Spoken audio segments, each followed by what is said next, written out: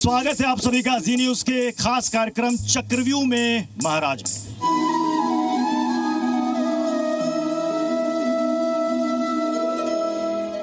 इनके लाखों करोड़ों फॉलोअर्स हैं, चाहे आप फेसबुक देख लीजिए, चाहे आप इंस्टाग्राम देख लीजिए, या फिर कोई भी सोशल मीडिया साइट देख लीजिए, इनके लाखों करोड़ों अनुयायी हैं और इनके मुंह से निकली हुई वाणी लोगों के लिए, इनके फॉलोअर्स के लिए वो अमृत के समान है। और इनके जीवन का जो मुख्य उद्देश्य है वो है सनातन का प्रचार करना और गौ सेवा करना। लेकिन कई बार आचार्य अनिरुद्धाचार्य महाराज के मुख से निकली वाणी विवादों का विषय बन जाती है, जिसको लेकर कई सवाल खड़े किए जाते हैं। तो आज हमारे साथ खुद मौजूद हैं अनिरुद्धाचार्य महाराज जी। जोरदार तालियों के साथ स्वागत होना चाहिए, जोरदार तालियों के साथ। और आज महाराज जी उन तमाम सवालों के जवाब देंगे। सवालों का एक चक्रव्यूह होगा। अब देखना है कि महाराज जी अक्सर अपने तर्कों से, अपनी वाणी से सबको लाजवाब कर देते हैं। आज ये चक्रव्यूह महाराज जी तोड़ पाएंगे, भेद पाएंगे या नहीं।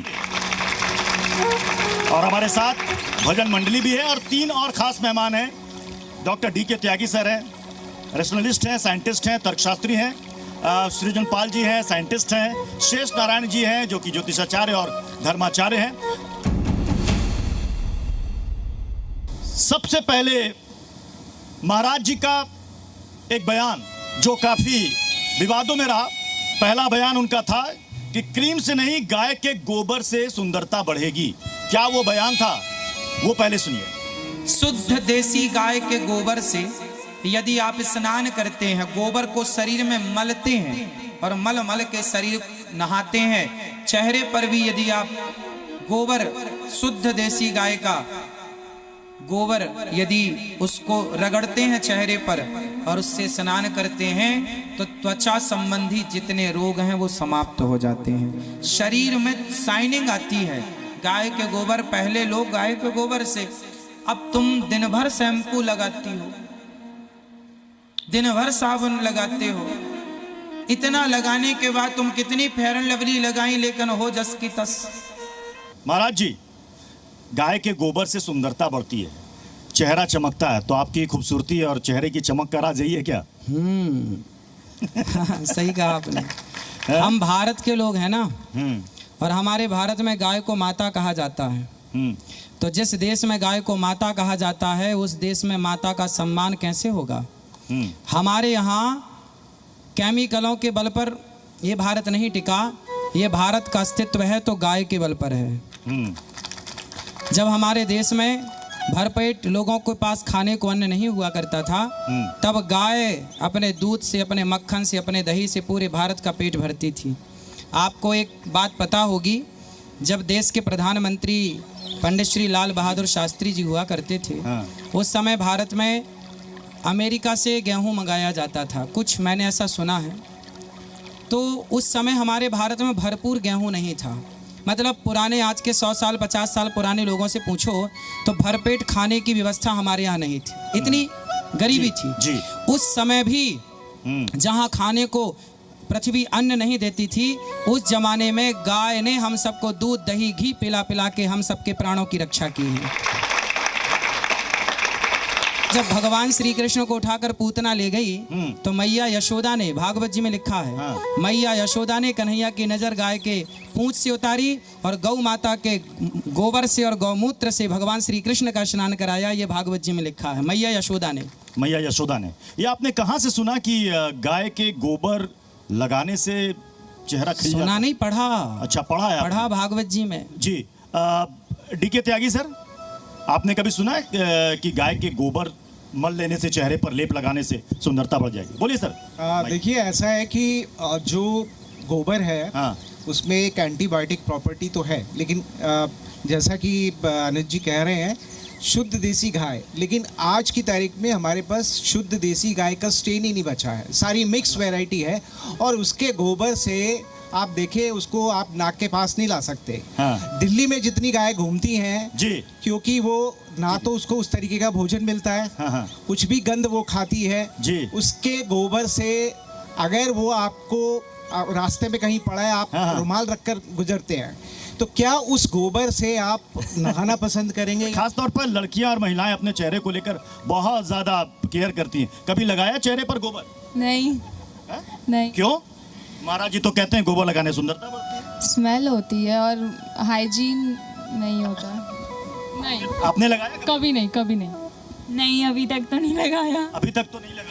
नहीं। अब महाराज जी तो कहते हैं कि वो लगाते हैं। महाराज जी आप लगाते हैं? वाकई में लगाते हैं गोबर? भैया जी ने अभी सही बताया कि शुद्ध जो देसी अच्छा, गाय महाराज जी का बताइए, गोबर लगाते हैं है, नहीं लगाते हैं चेहरे पर लगाता गोबर? हूँ। हम तो नहाते हैं गाय के गोबर से। हमारे यहाँ जैसा कि भैया जी ने कहा, हाँ। दिल्ली में शुद्ध गाय है कि नहीं मुझे नहीं पता, पर वृंदावन में आज भी गौरी गोपाल गौशाला में शुद्ध भारतीय नस्ल की देसी गाय है, शुद्ध। आज भी संतों ने कुछ गायों को बचा रखा है, कम है। इन्होंने भैया ने ठीक कहा कि शुद्ध गाय का गोबर जो है ना बेटा, वो आपकी चमड़ी के लिए, त्वचा के लिए बहुत अच्छा है। लेकिन अब वो इन्होंने ठीक कहा, मिलना ही नहीं है, कमी है उस चीज। इसलिए हम सबको चाहिए कि घर में गाय करना रखें। चाहते हैं।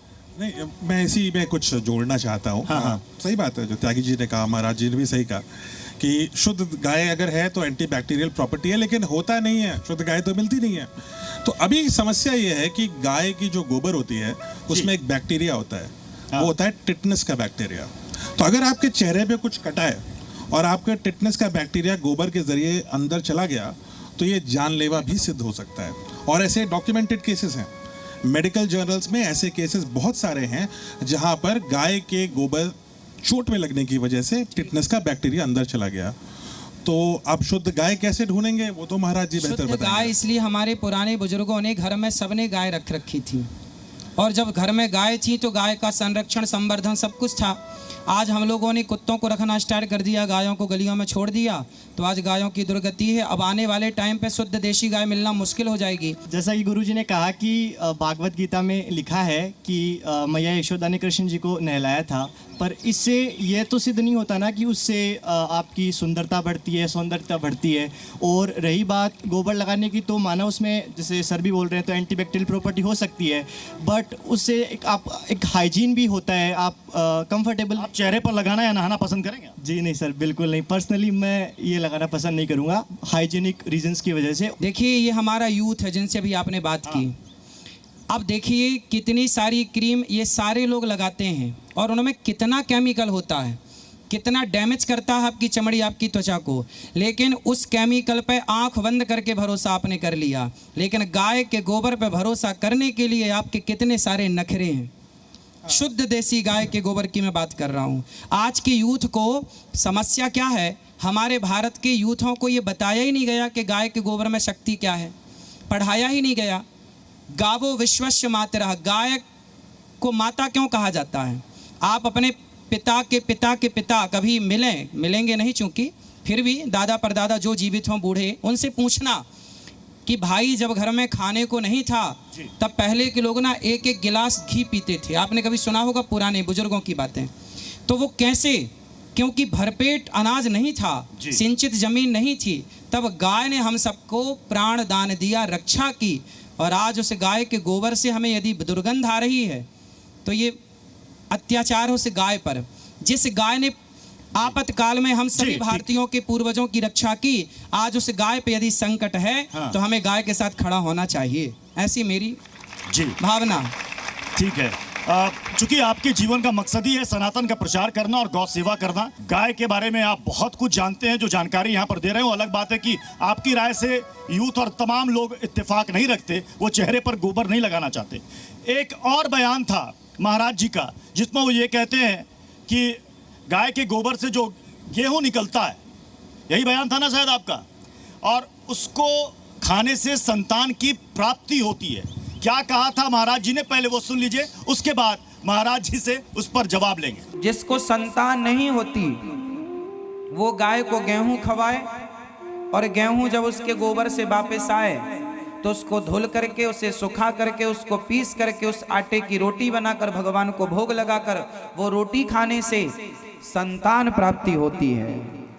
मतलब समझ रहे हैं? स्त्री में कई बार डॉक्टर कमी बता देता है कि आपके गर्भाशय में कोई प्रॉब्लम है। कई बार पुरुषों के शुक्राणुओं में कमी रह जाती है।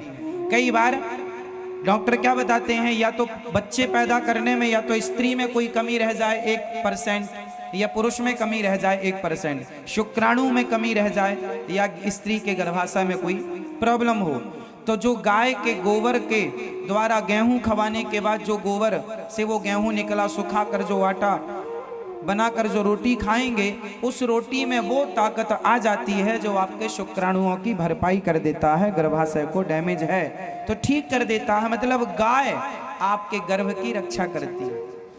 महाराज जी कहाँ से लाए सब रिसर्च आप? रघुवंशम पढ़ा है आपने? नहीं। पढ़िएगा। रघुवंशम महाकाव्य श्री महाकवि कालिदास जी ने लिखा है। रघुवंशम में लिखा है कि भगवान श्री राम के जो पूर्वज थे राजा दिलीप, उनके कोई संतान नहीं हो रही थी, तो उन्होंने अपने गुरु वशिष्ठ जी से कहा कि गुरुदेव मेरी संतान नहीं है, कैसे होगी? तब गुरु वशिष्ठ जी ने कहा था कि आप गाय की सेवा कीजिए, और राजा दिलीप ने गाय की सेवा की वर्षों तक, और गौ माता की नंदिनी नाम की गाय थी गुरु वशिष्ठ जी के पास, उन्होंने दी, बोले इसकी सेवा करो, और उस गाय की सेवा के बल पर उनके यहाँ एक पुत्र हुआ, जिन पुत्र का नाम रघु पड़ा, जिनके नाम से पूरा रघुवंश आगे चला राजा दिलीप के। गाय की सेवा करने से हुआ या वो गेहूं खाने से हुआ? गाय के, देखो ऐसा कई जगह मैं आपको प्रमाण दे सकता हूँ, आप पहले बताते तो मैं वो पुस्तकें लेके आता, ग्रंथ लेके आता। नहीं, अगर आपने पढ़ा होगा तो किसी पुस्तक का नाम भी याद होगा। बिल्कुल, मैंने बताया रघुवंशम में तो ये जिक्र है, पर जो गोबर की बात है, गोबर नहीं खाना है, गाय को गेहूं खिलाओ। सबसे पहले क्या करो, गाय को गेहूं खिलाओ, फिर जब वो गेहूं गाय के गोबर से वापस आएगा तो उस गोबर से उस गेहूं को निकालना है, साफ करना है, 5 बार 6 बार 10 बार उसे साफ करो, फिर उसे पीस कर फिर उसकी रोटियां बनाकर खाने से, मैंने जो सुना है जी अपने ऋषियों से, संतों से और पढ़ा है जो, वो ये पढ़ा है, कुल मिलाकर के गाय ऐसी है कि गाय केवल दूध ही देती है जी, दही और मक्खन और घी तक ही हम जाते ना, गाय के गोबर के द्वारा खाने के बाद जो गेहूं बाहर निकलेगा उसे धुलकर रोटी बना के खाने से हमारा गर्भाशय और हमारे शुक्राणु स्ट्रांग होते हैं, ऐसा मैंने सुना है। ज़ी न्यूज़।